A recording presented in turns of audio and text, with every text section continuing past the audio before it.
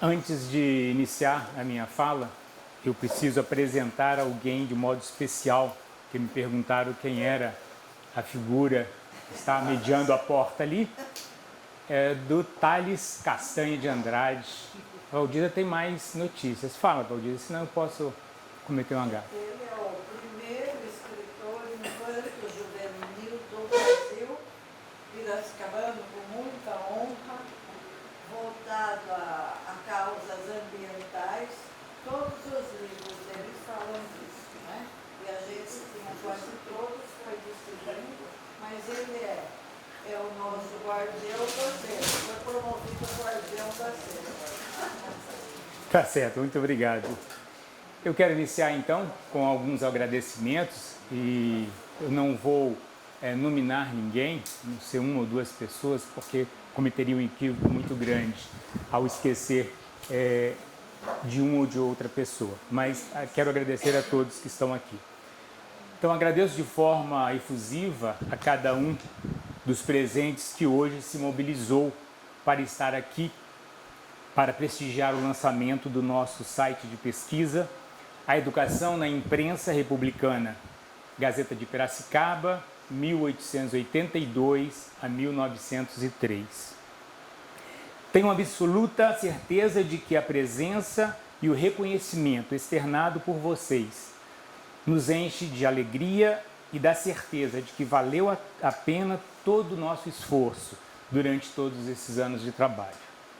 Quero agradecer de modo especial ao Instituto Histórico Geográfico de Piracicaba, na pessoa do seu presidente Edson Rontari Júnior, extensivo a Valdízia Maria Caprânico, que foi quando a Carol começou a frequentar o acervo com mais assiduidade.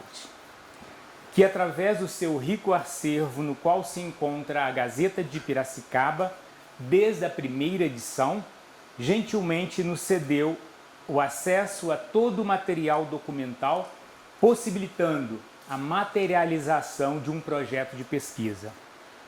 E hoje abrem as portas de sua sede para juntos celebrarmos esta conquista. Ao Conselho Nacional de Desenvolvimento Científico e Tecnológico, CNPq, que por meio do financiamento do projeto A Ação do Município na Modernização Educativa, Piracicaba, no início da Primeira República, viabilizou essa publicação. Ao Guto Esguissardi, da Diagrama Editorial, e ao Paulo César Antônio Júnior, da Paulo Laboratórios Web. Soluções em Tecnologias da Informação, que foram grandes parceiros e colaboradores do desenvolvimento desse projeto. Mando um abraço para todos aqui. Aos nossos colegas do grupo de pesquisa em História, Cultura, Práticas Educativas Municipais, com quem tanto aprendemos e compartilhamos conhecimentos acerca de pesquisa no campo da história da educação. Hoje estão presentes alguns dos nossos amigos que fizeram parte ocasionalmente dessa nossa pesquisa. Aos nossos parentes e entes mais próximos que nos apoiaram incondicionalmente e compreenderam a importância de dedicarmos tanto tempo à elaboração desse inventário. E por fim, mas com muito carinho, quero agradecer a minha parceira e colega, Carolina Martins, que desde o início do seu doutorado, ainda nos anos 2016, comprou uma ideia e, em parceria, transformou essa ideia no que hoje estamos prestes a conhecer.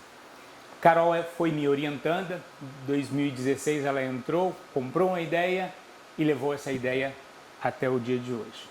Tem aqui alguns outros doutorandos como o Júnior também, que foi para uma outra área, né, mais próximo da história também. Falando bem rápido, 2012 nós encontramos, fazendo uma pesquisa sobre o Colégio Piracicabano, que era o meu objeto de pesquisa, encontramos no IHGP um trabalho inédito de digitalização, como o Edson disse, em CDs. Era uma pilha de CDs assim. né? Uma pilha de CD que nós encontramos e aí pensamos em olhar um pouco mais de perto, não manuseando o material, um pouco mais de perto e com maior calma, tudo que falasse sobre o Colégio Piracicabano. Mas ao iniciarmos esse trabalho, descobrimos que, por que não darmos um passo um pouco mais à frente e trabalharmos na ideia de escolarização, a expansão da escolarização em Piracicaba. Foi assim que nós ajuntamos algumas outras pessoas e eu e a Carolina tocamos esse projeto. A Carolina sempre tocando piano. Eu era o professor, era o coordenador, eu era o orientador. Ela sempre tocou o piano. Isso eu não vou negar, Carolina. Em 2016, com a entrada do grupo de pesquisa de novos parceiros, o foco da pesquisa passou a ser sobre a temática da escolarização no município de Piracicaba. Aí entrou a professora Ana Clara Bortoleto Neri, da Unesp, Tony Honorato, da Universidade Estadual de Londrina e Tiago Borges de Aguiar, da Unimep. É importante dizer que essa entrada desses pesquisadores no nosso grupo de pesquisa proporcionou um conhecimento, um alargamento do conhecimento sobre o processo educativo em Piracicaba. A Carol atendeu no HGP, mesmo lá na Unimep, vários orientandos da professora Ana Clara e do Tony e outros pesquisadores que, interessados nessa pesquisa, vieram a Piracicaba para poder para dar continuidade às suas pesquisas. Com o andar das pesquisas de doutorado da Carolina Martins, e diante da complexidade e riqueza do material que brotava das páginas da Gazeta de Piracicaba sobre educação, decidimos coletar e organizar todas as informações que pudessem revelar mais a fundo as representações do jornal sobre o tipo de educação que se delineava naquele período e, assim, disponibilizar o material para contribuir com novas pesquisas. A aprovação em 2022 do projeto de pesquisa Ação do Município na Modernização Educativa, Piracicaba no início da Primeira República, financiado pelo CNPq, nos deu condições concretas para finalizar esse inventário de fontes educativas. Sobre o site. O lançamento do site A Educação na Imprensa Republicana faz parte dos resultados da pesquisa A Ação do Município na Modernização Educativa.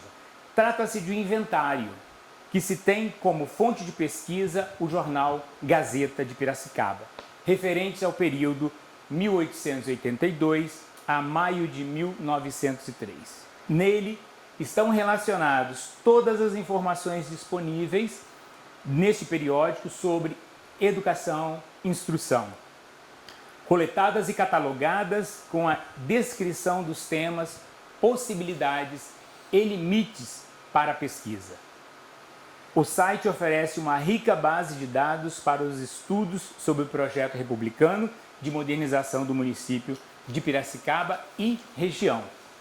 A escolha do formato de divulgação no meio digital, que também poderá ser acessado por um link na seção Publicações / outras publicações no site do IHGP, além de permitir maior difusão e acesso, possibilita o entrelaçamento e buscas de informações no grande volume de dados produzidos e armazenados, o que não seria possível em um outro tipo de formato de divulgação. Quando eu e a Carolina decidimos publicar, nós pensamos qual é a mídia melhor para se publicar. E a Carolina me disse, olha, se formos publicar num papel, tem mais de...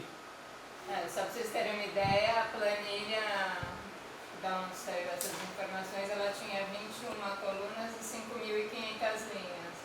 Então o volume de dados que tem aí dentro desse site é muito grande, aí teria que ser vários volumes de livros para conseguir.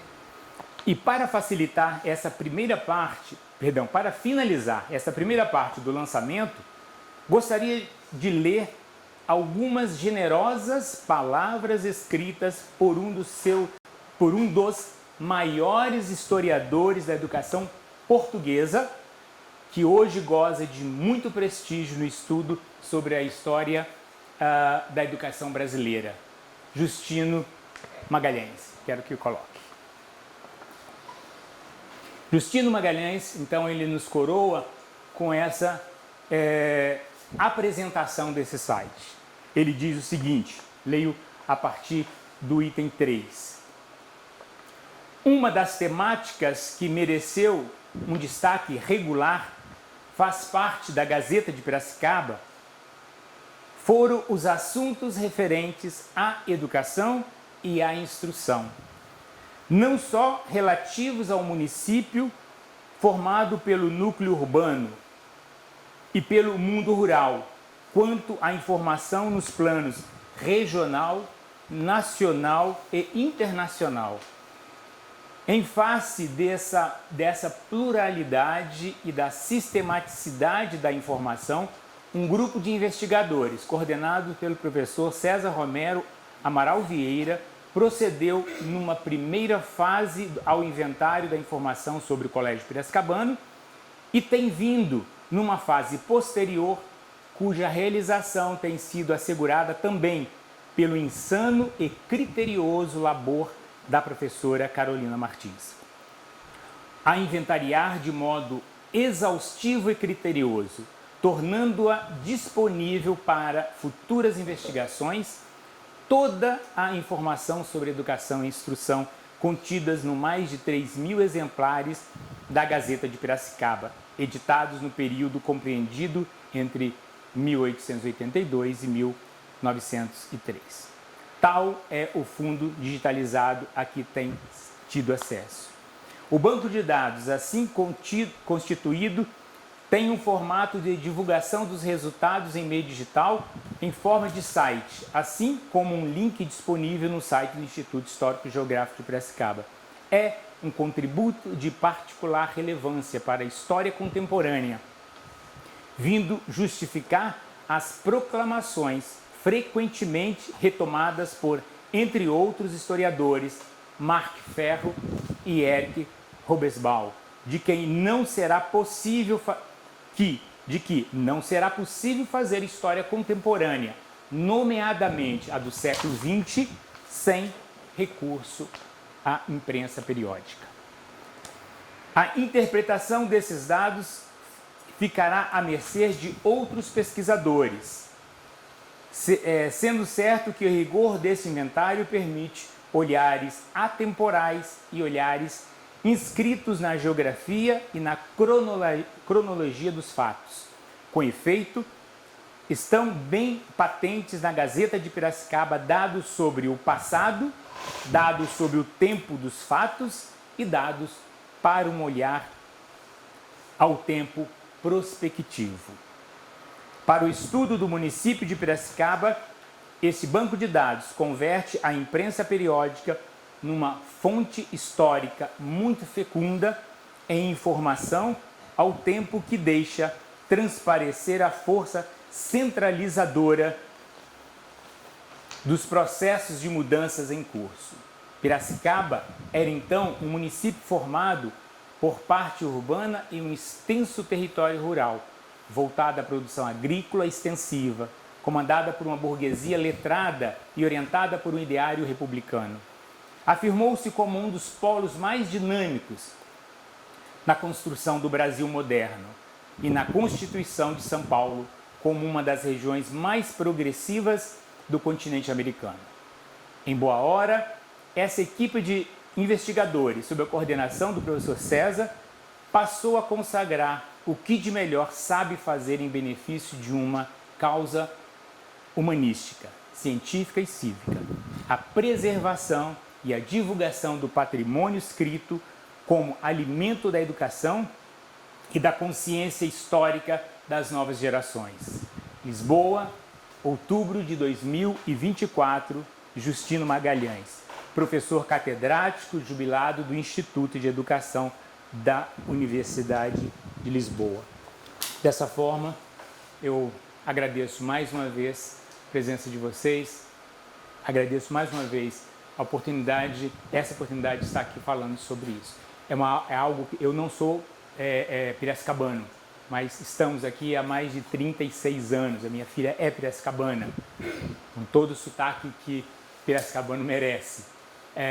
Mas é um lugar que eu me sinto bem.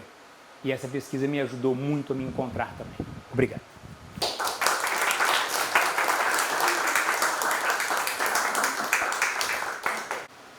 Bom, eu vou dar continuidade. Agradeço a presença de todos. Faço das palavras do César a minha de todos os agradecimentos que ele fez. Mas eu tenho um agradecimento especial aos presidentes, aos membros do IHGP que confiaram em mim para cuidar desse acervo maravilhoso durante 2 anos e meio, que é o meu xodó. Eu venho e tenho vontade de cair dentro. Eu vim durante essa semana para arrumar as coisas e não dá vontade de ir embora. Então, agradecer por tudo isso. A Rafaela não está aqui agora, ela está ali fora, mas também agradecer a Rafaela, que sempre me apoiou, que eu não estou mais morando em Piracicaba agora, mas aí eu ligava, Rafa, tem uma parte do jornal que está desfocada a foto, vai ver para mim. E ela dava uma olhada. Bom, o César não falou, mas isso foram 9 anos de catalogação, correção e esse último ano de fazer o site desde o começo do ano.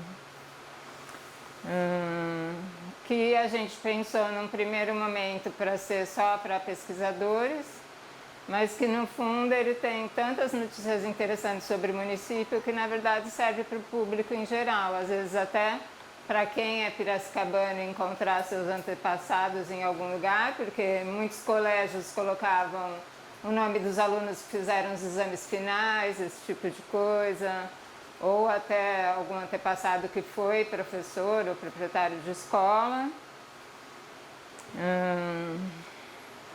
Então, vou começar a explicar para vocês aqui o site. Aqui a gente fez uma barra de menu inicial. Então, em Home, o que a gente vai ter? Uma explicação curta do que é esse site. Nós temos o item Como navegar, que a gente explica cada um dos itens que é possível fazer a navegação e o que contém os seus filtros, que são as edições, as publicações e as materialidades, que eu já vou explicar para vocês o que é cada um desses. Nós fizemos um texto que se chama Histórico, que a gente conta todo esse caminho da nossa pesquisa, desde que começou a pesquisar o piracicabano e como foi indo as pessoas que nos auxiliaram, que fazem parte do nosso grupo de pesquisa, todos os financiamentos que a gente teve nesse caminho. Teve financiamento da própria Unimep, financiamento do CNPq mais de uma vez, além dos financiamentos de bolsas dos alunos, dos orientandos, tanto do CNPq quanto da CAPES. Depois a gente vai para a Gazeta de Piracicaba. E é aqui nessa parte que a gente começa a contar um pouquinho sobre o que era a Gazeta de Piracicaba nesse período, entre 1882 e 1903. Então, a gente vê, por exemplo, na questão da educação, enquanto ainda era império, ela fazia muita crítica ao império, comparava o Brasil com outros países e falava, e aqui, por que não acontece? Ou, por exemplo, na época dos exames finais, que não aparecia nenhum inspetor nos exames, então fazia essa cobrança e várias outras questões. Quando vai chegando perto da República, a Gazeta de Piracicaba começa a fazer todo aquele discurso de uma educação laica, de obrigatoriedade, de que era preciso mudar os métodos educacionais.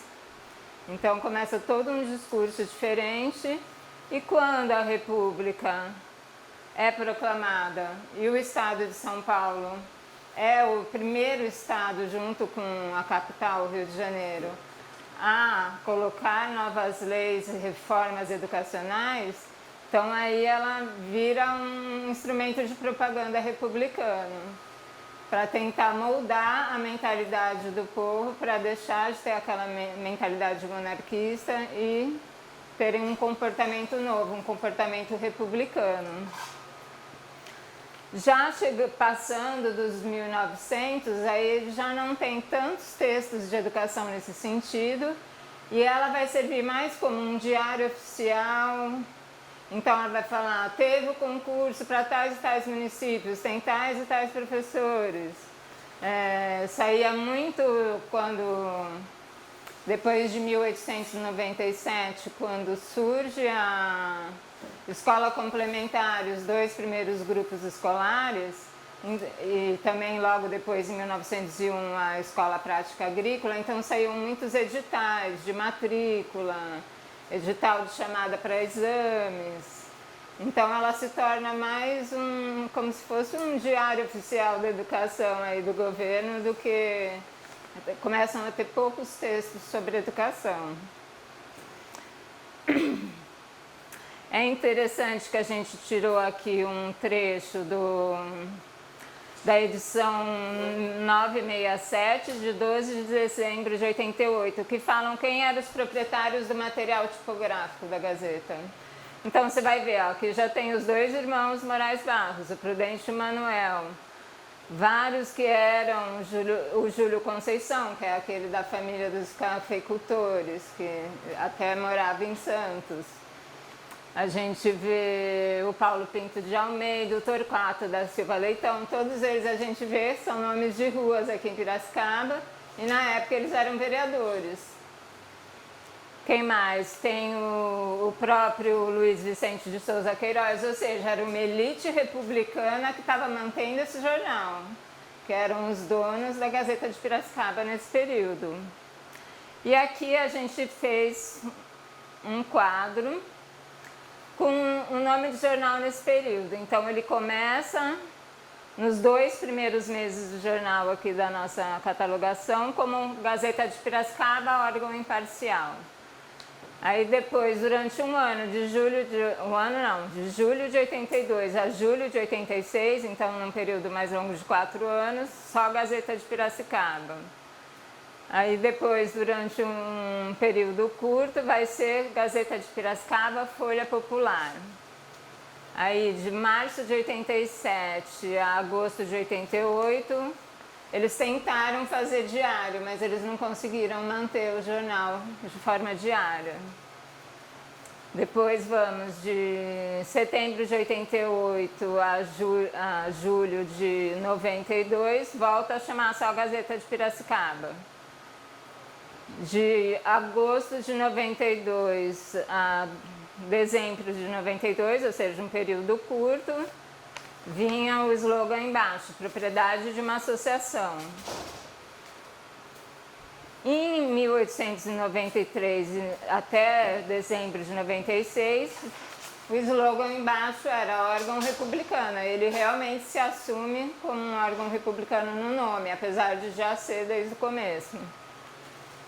Depois volta a chamar a Gazeta de Piracicaba, de janeiro de 97 até setembro, volta de novo a chamar órgão republicano, durante de 97 a 1902, e quando termina a nossa catalogação, em maio de 1903, ele já se chama de novo Gazeta de Piracicaba.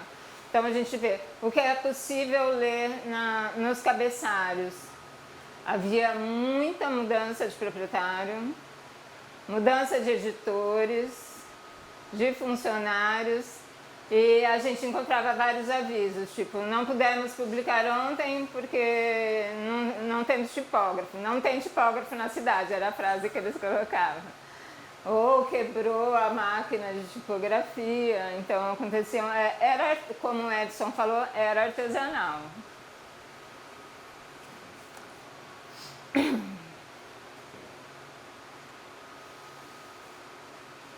Aqui em possibilidades de pesquisa já é um pouco mais técnico para quem for fazer pesquisa mesmo e usar num texto científico.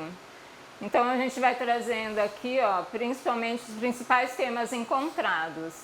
Nós vamos ter sobre impressos pedagógicos, material didático, educação feminina, educação dos ingênuos. Ingênuos eram as crianças, filhos de escravos.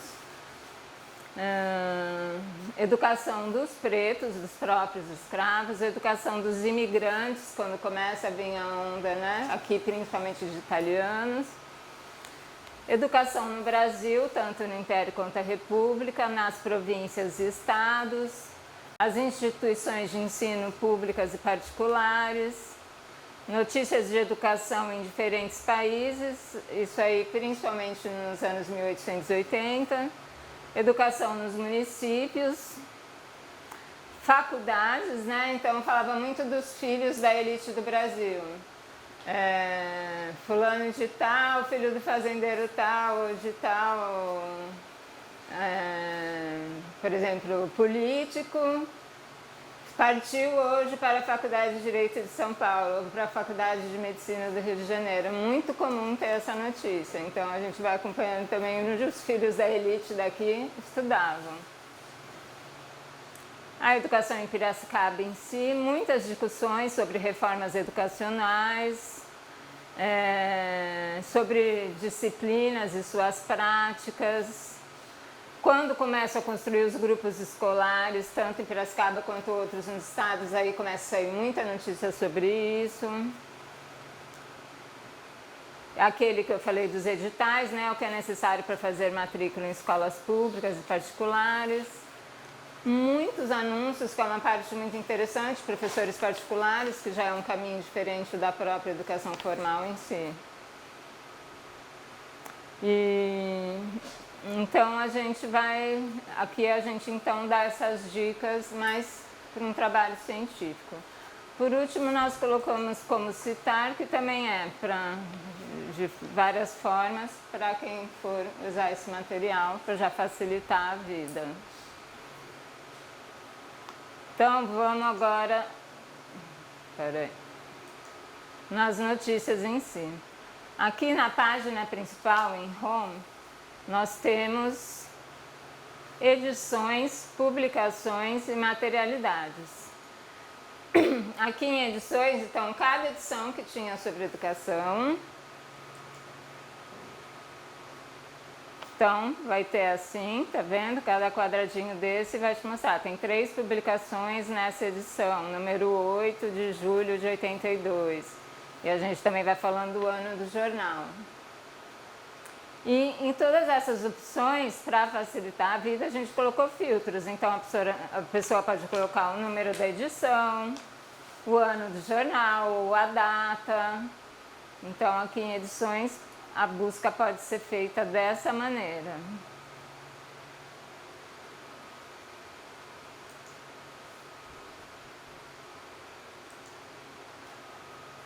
Em publicações, tem as mesmas coisas que tem em edição, mas aí as publicações são separadas, não estão agrupadas dentro de edições. E os filtros permitem uma busca mais apurada. Você pode procurar por nome de autor, por município, por nome de escola. Então, a busca é mais apurada. E materialidades. O que a gente traz em materialidade? A periodicidade do jornal, porque é muito importante para quem vai fazer pesquisa mesmo em jornal, saber as características dele. Porque o jornal, ele tem um discurso, então você tem que tomar muito cuidado para não comprar o discurso, para saber as características, qual era o público-alvo, quem eram os proprietários, porque você não pode também repetir as opiniões, você tem que tomar cuidado com o que é fato e o que é opinião.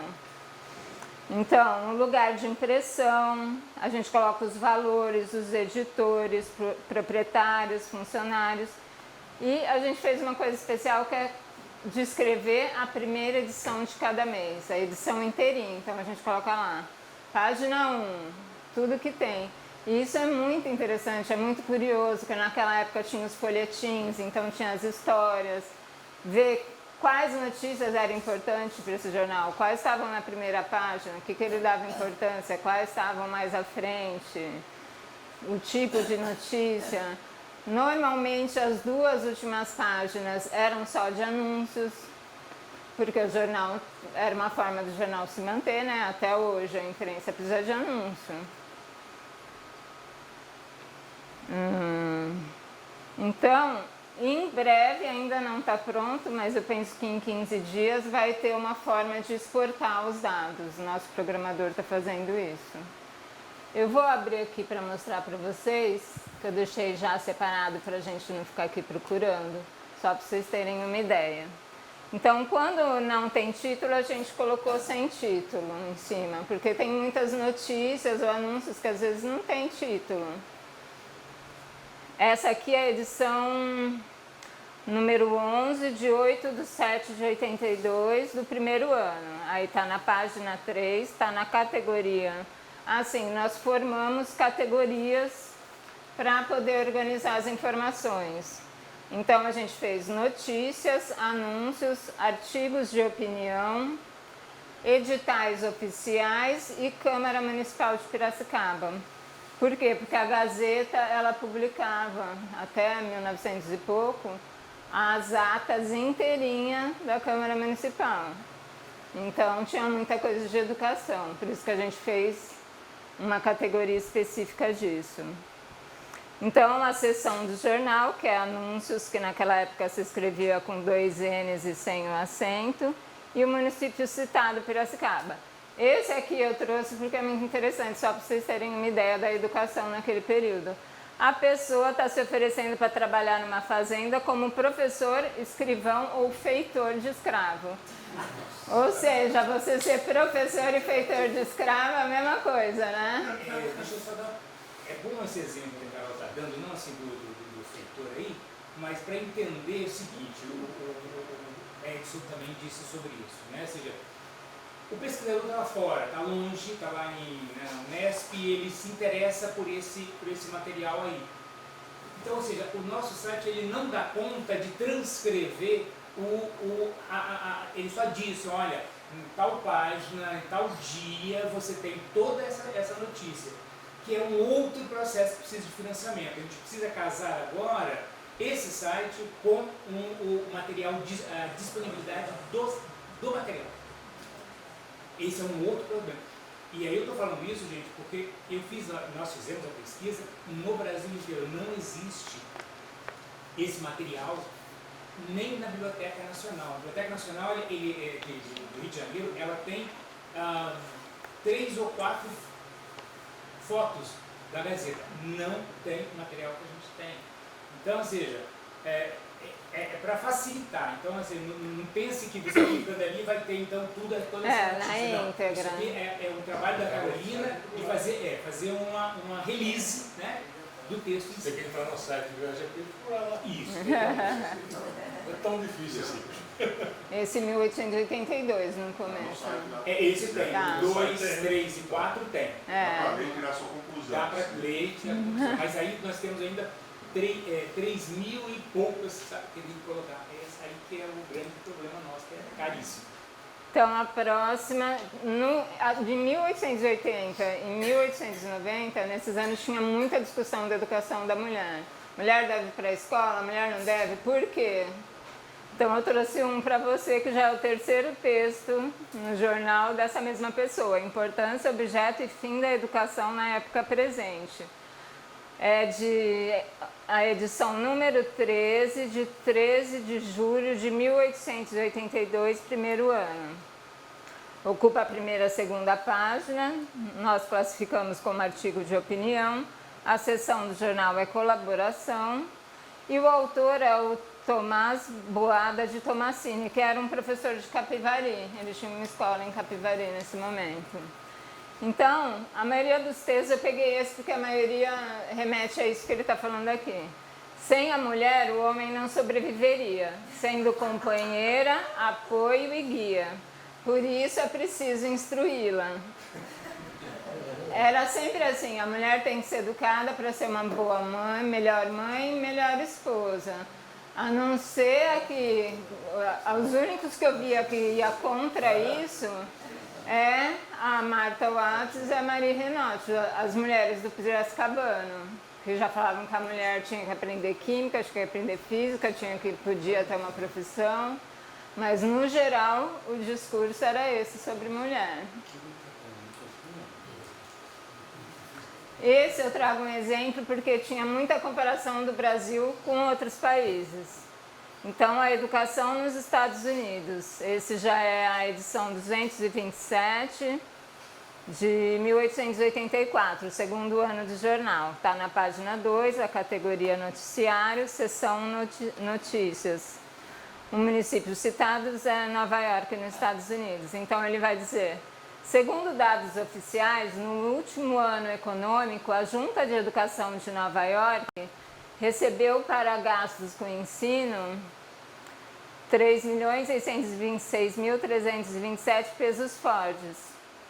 Ordenado dos professores, 2.600.000 aproximadamente. Material de ensino, 122.000.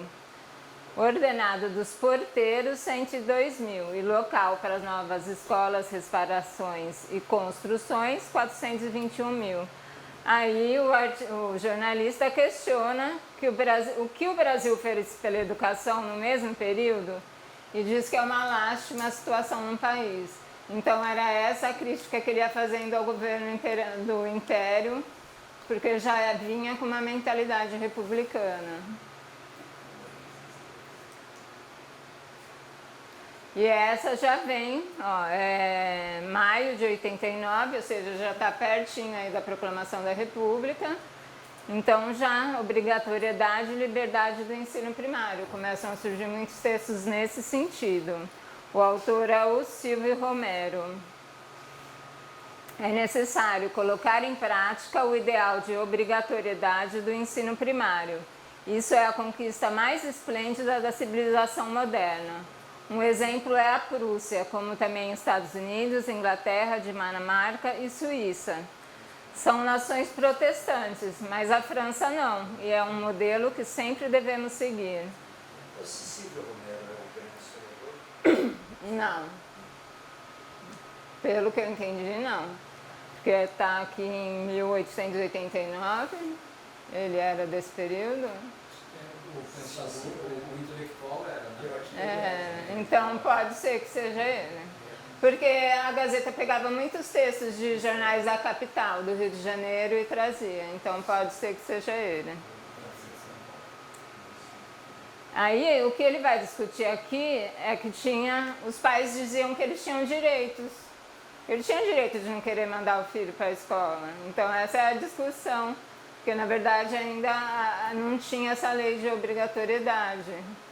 Ou quando tinha, por ser de costume, se o pai quiser educar em casa, educar, então, ou não educar. Você vê até professores fazendo denúncia, tipo, teve a festa do santo tal. No dia seguinte, nenhuma criança vai para a escola, porque ficaram na festa com a família até tarde. Então, era sempre, a gente vai vendo nesse momento essa discussão.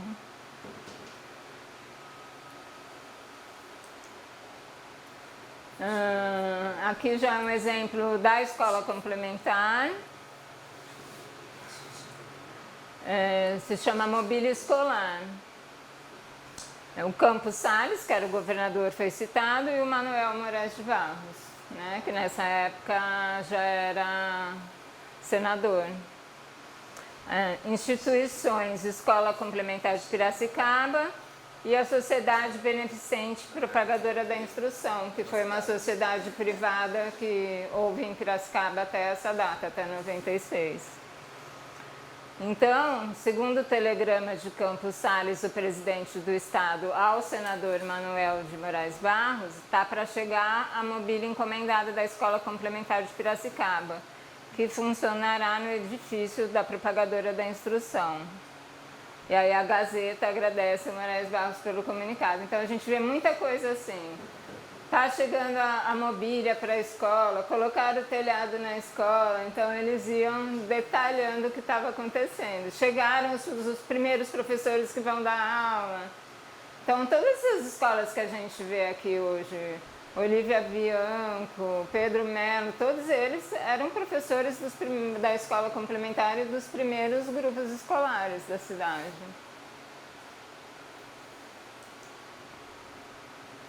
Esse também é muito interessante, que é o 7 de setembro, é um noticiário. Aí vai citar o professor Melo Cotrim, que também é nome de escola hoje. Então, várias pessoas que estiveram nessa festa, no Grupo Escolar Estadual de Piracicaba. Essa eu trouxe para vocês para mostrar como que eles estavam tentando incutir na população esse ideário republicano. Por exemplo, antes da República, os pais não iam assistir os exames. Com a República começou essa festa, que até perdurou, imagino que muitos aqui faziam os exames abertos ao público, a família ia, outras pessoas iam, a imprensa, tinha os desfiles depois dos exames, então, que eram os primeiros grupos escolares. Então, essa notícia fala disso, ela é de 1897, ou seja, esse grupo ele foi fundado em 1897, que é um grupo escolar Moraes Barros. Então, ela vai contar que teve uma grande festa com 300 alunos de ambos os sexos, cantaram o hino nacional. Então, foi outra coisa que começou, né? Essa coisa de cantar o hino na escola, nas festas, para incutir nas crianças essa mentalidade republicana. Muitas famílias compareceram, porque antes o jornal cobrava, ele falava, teve os exames no Colégio Piracicabano, que vergonha, praticamente ninguém compareceu. Então, começou a mudar com os grupos escolares a mentalidade. E aí, depois, o batalhão escolar, com 150 meninos uniformizados, fez um desfile pela cidade depois da festa. Então, isso era o que os republicanos estavam tentando incutir nas famílias, nas crianças.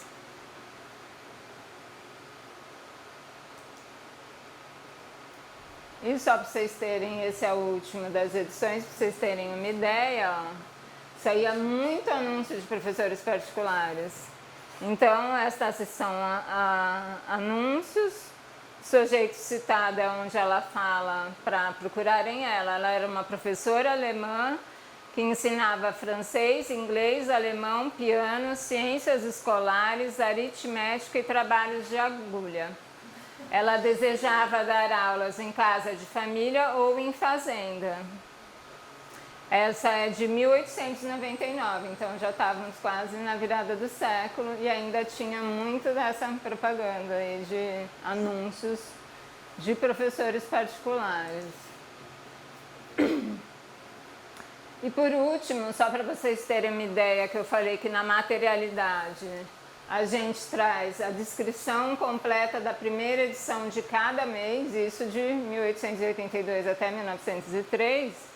Então aqui sai ó, o nome do editor, quanto custava a assinatura. Aí eu sempre falo se tinha alguma iconografia, ou seja, alguma imagem ou não, nessa época era muito raro.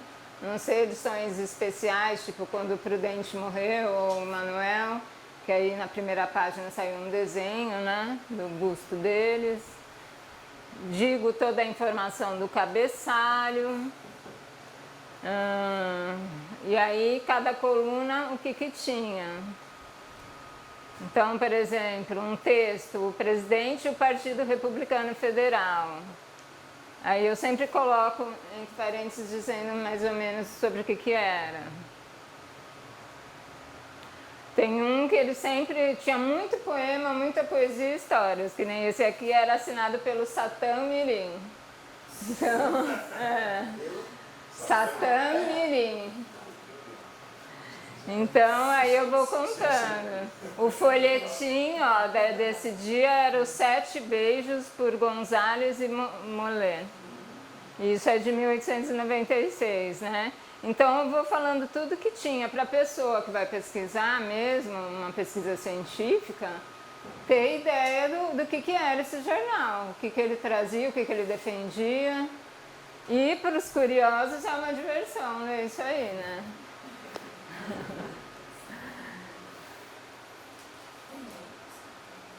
Então é isso, eu agradeço a presença de todos e a gente abre aí, a gente tem aí mais uns 10, 15 minutos, a gente vai abrir se alguém quiser fazer algum comentário.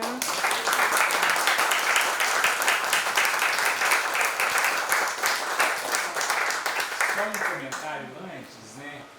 Lógico que não dá para a gente mostrar, né, quase nada aqui. Mas, por exemplo, a Carol recebeu, nessa pesquisa, ela recebeu um comunicado lá de um pesquisador de Portugal, querendo saber sobre, acho que era João Salgado. Augusto Salgado. Augusto Salgado. Quem era esse Augusto Salgado que tinha vindo para Piracicaba? Aí eu me interessei, né, junto com a Carol, vamos pesquisar também. Os irmãos Salgados foram dois personagens muito importantes que participaram da Revolução Republicana do Porto. Portugal. 1800, bom, agora não vou lembrar o nome, a época.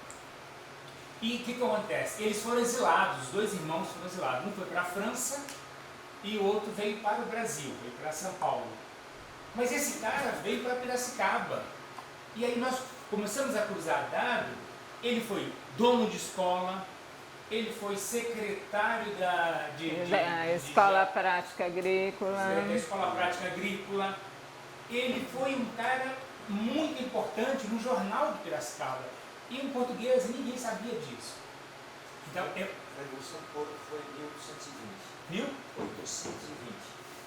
Então não, Pode ter sido um outro levante. Depois, é a eleição republicana, que ela então é sufocada, acho que é final do século. Então, mostrar como existe possibilidades imensas de pesquisa aí para ser feita. Agora a gente deixa um pouquinho para vocês, uma pergunta ou outra.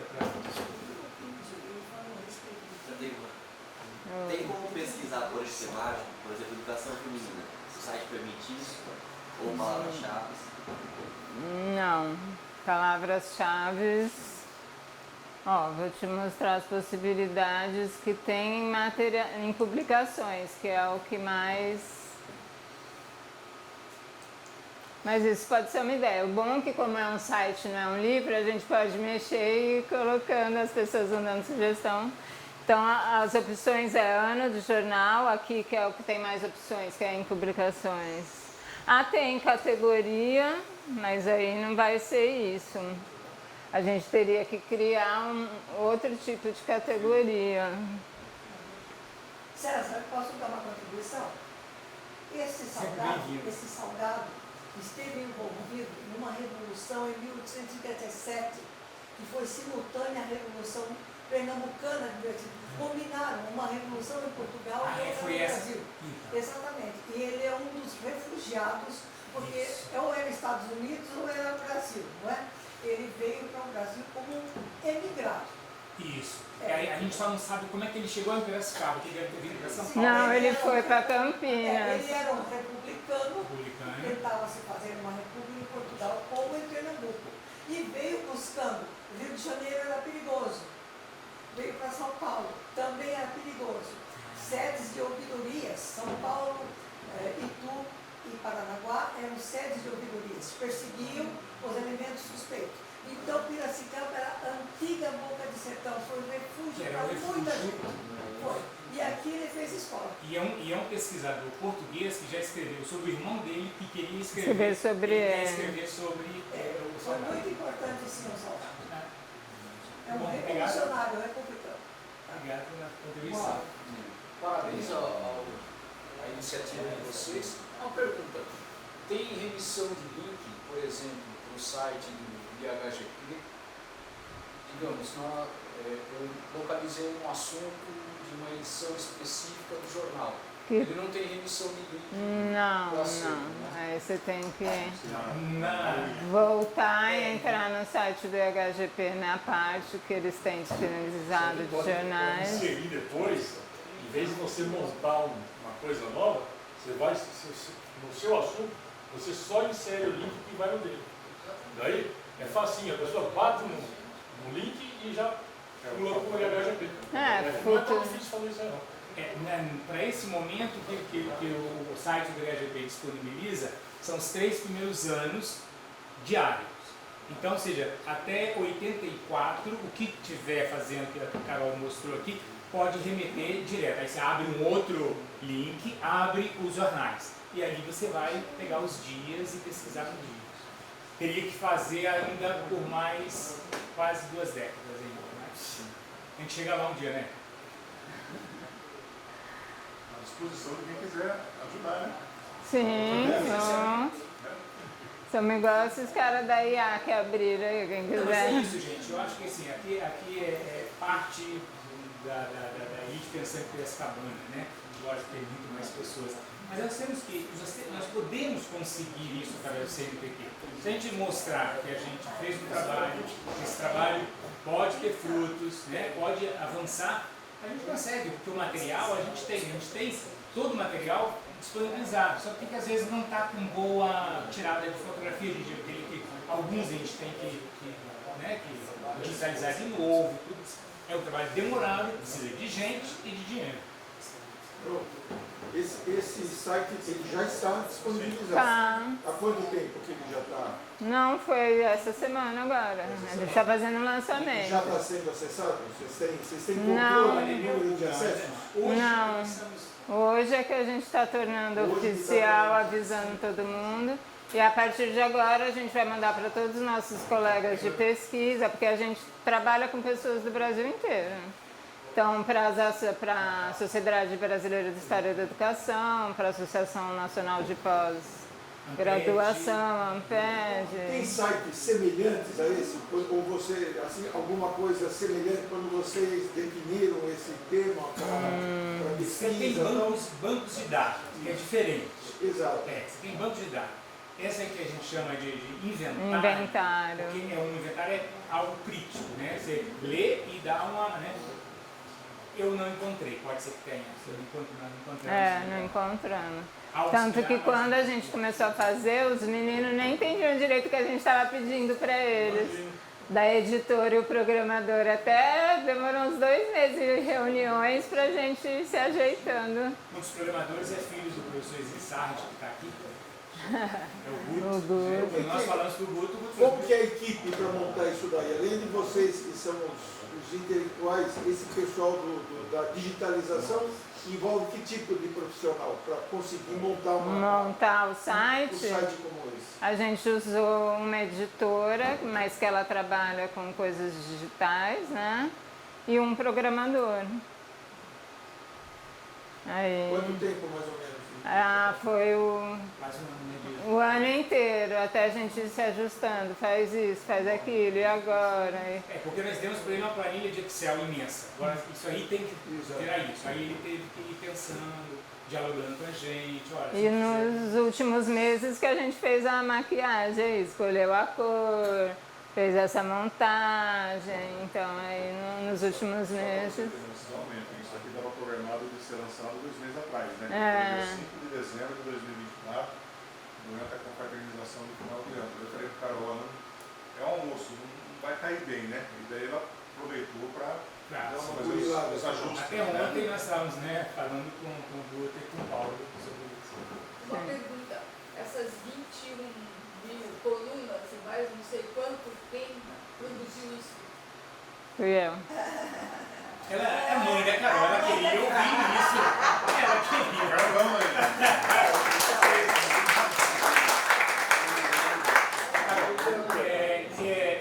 Nós começamos, eu comecei em 2012 e era tudo, a pessoa olhava, digitalizava e escrevia. Quando a Carol chegou em 2016, eu falei, Carol, tem esse material, tem esse pensamento, vamos dar sequência nisso. Aí a Carol foi se modernizando, vamos jogar isso para uma planilha Excel. Então eu tinha bolsistas de iniciação científica, eu falei, Carol, você coordena os meus bolsistas. E a Carol coordenou com um monte de ferro. E aí ela só vinha, fizemos isso. E aí nós fomos trabalhando, mas a Carol sempre na frente desse. Quem que coordenou todas Minha esposa. Ele cozinhava Eu me apresento um pouquinho no Rolim. Trabalhei 50 anos na Roma, criamos o CEDOC, o Centro de Documentação e uma ideia. E para gerenciar tudo isso aí, eram 4 anos pesquisando Unicamp, curso e tal, falar se é isso ou não. Aí desenvolvemos, foi desenvolvido por uma empresa, um programa para gerenciar essas coisas. Custou na época, 20 anos, 25 mil.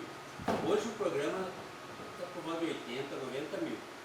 Então precisa ter, no arquivo que a gente queira fazer, primeiro, importamos naquele tempo da Alemanha um scanner especial para fazer jornais.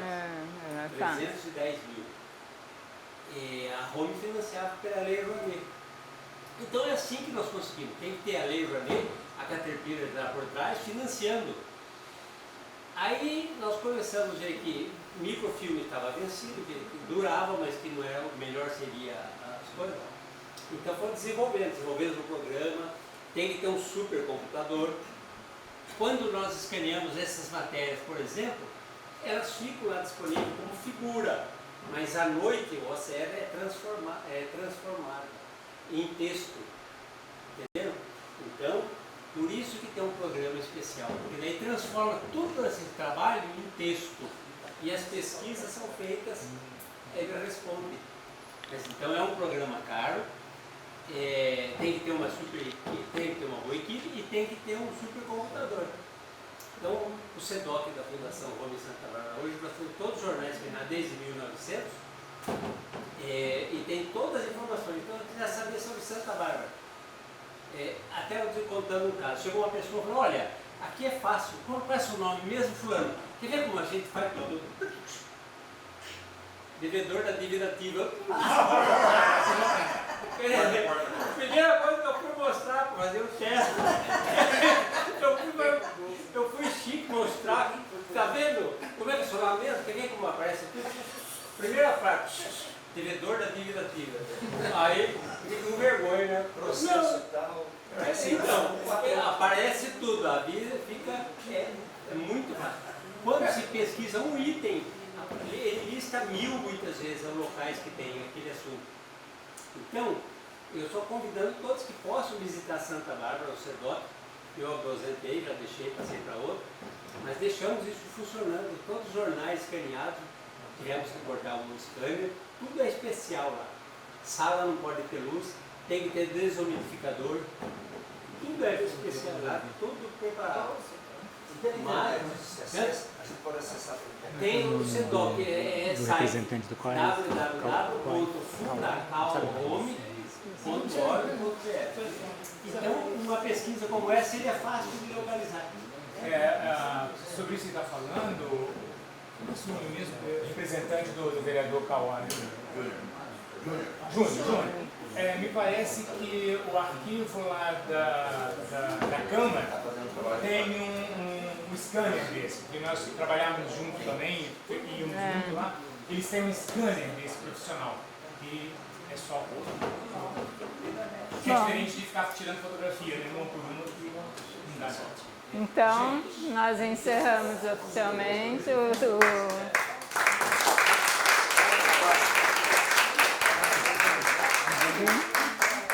Bom, pessoal, a gente vê que... Sim, no IHGP tem, no site do IHGP tem o link. Nós vimos na apresentação como mudou o comportamento da sociedade, né? Da senhora, do professor que dava aula para escravos, filhos de escravos, etc. e tal. O período que foi estudado, inclusive, ele é logo após a segunda Constituição do Brasil, após a independência de Portugal, ou a primeira da República, 1891. Né? Então não tínhamos ainda determinado o que seria o ensino no Brasil. Isso só aconteceu em 1934, após a Revolução Constitucionalista. Né? E foi uma revolução em prol da Constituinte, que Getúlio não queria criar, acabou criando. Depois ele foi referendado e mudou em 1937. Né? Tanto que em 1934, como consequência da Revolução de 1932, tivemos a determinação e a obrigatoriedade do Estado dar aula, inclusive para adultos, zona rural e à noite. Então aí que começou a se delinear tudo foi apresentado aqui. Né? Outros fatores que foram comentados aqui, o Menten perguntou, existem depositários de jornais, livros, Biblioteca Nacional é um caso, você encontra o Piracicabano, 1800 e tralalá, algumas edições poucas da Gazeta, só que está lá, para você dar o download e buscar. Não tem uma interpretação como essa. Né? Nosso acervo é mais rico do que a Biblioteca Nacional. Isso a gente tem que agradecer, ainda bem. Né? E uma outra consequência, aproveitando aqui 3 ex-presidentes, a professora Marli, Maurano e a Valrisa, para ver como o nosso papel revoluciona a comunicação no exterior. Portugal querendo saber de uma situação em Piracicaba. A gente fala um monte de papel velho, jornal velho, mas olha só, Portugal pedindo para Piracicaba informação do Salgado, dos irmãos Salgados. A gente nunca ia imaginar isso. Né? A gente deu uma esteringada e não soube onde foi o tiro. Posso? A Carolina deixa tudo muito simples, tudo muito fácil. Quantos anos que dedicou a isso? 9 anos. Só isso. É isso. Do jeito que ela fala, parece simples. São 9 anos da sua vida. É. Isso que fala muito.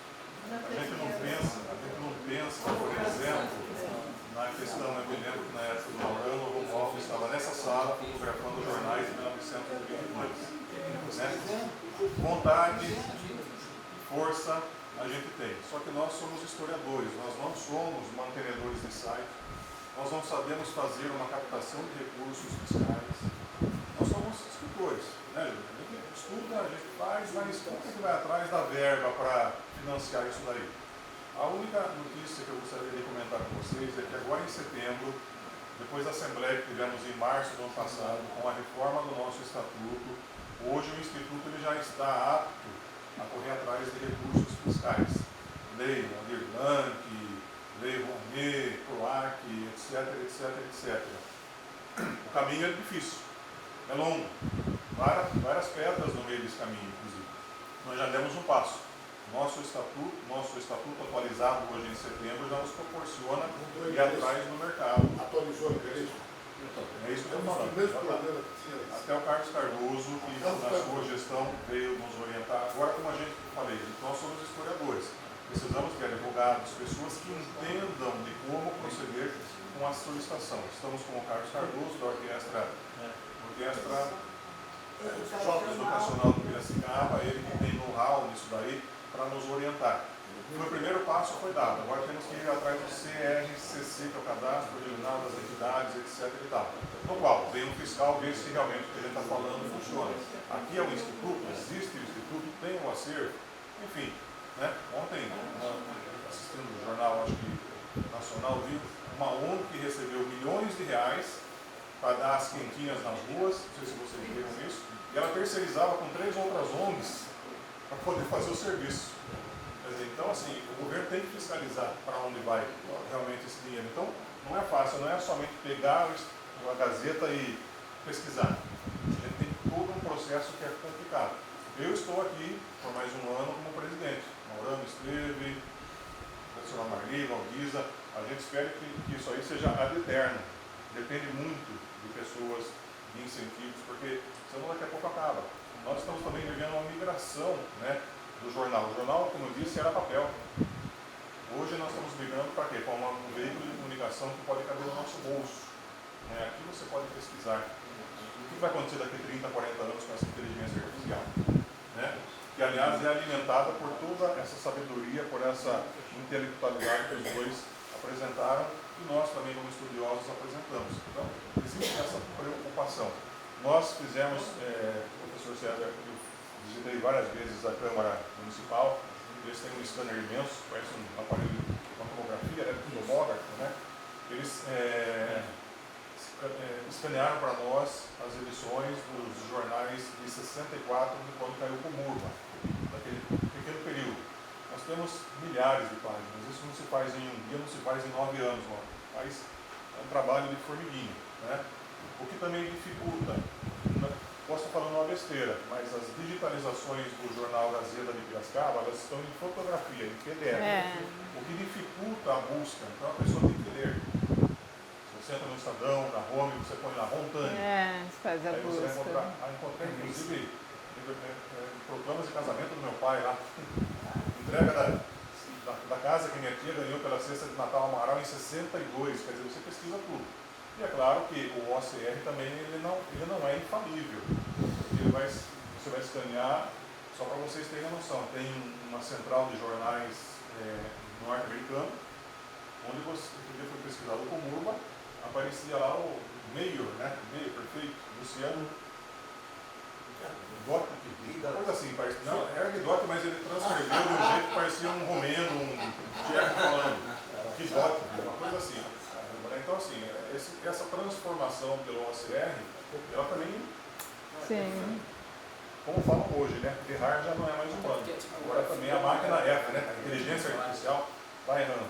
Gente, da minha parte era isso. Carol, parabéns. Obrigada. Continue assim, o Instituto só tem a agradecer para vocês.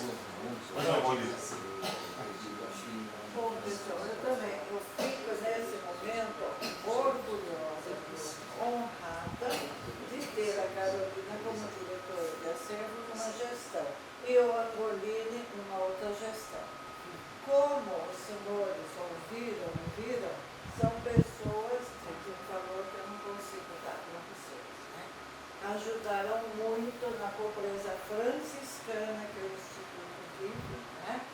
Com pouquíssima verba, humildade e tudo, mas eles fizeram um trabalho gigantesco, né? Os dois. Atendiam público e pesquisaram ao mesmo tempo e, especialmente, organizaram o acervo do jeito que está hoje. Né?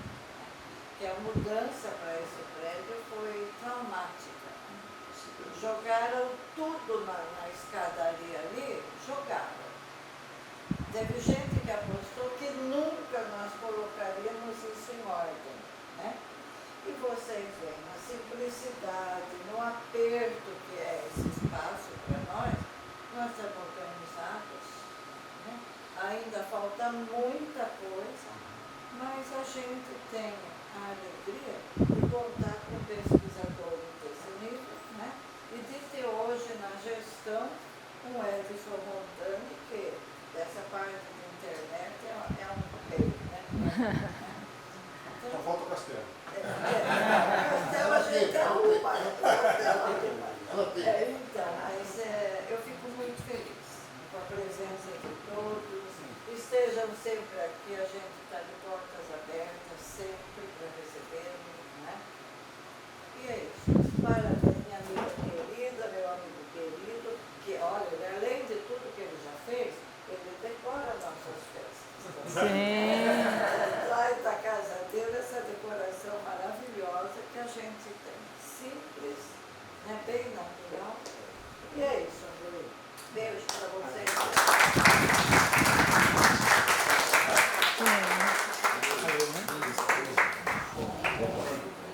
Encerramento. Sobrou.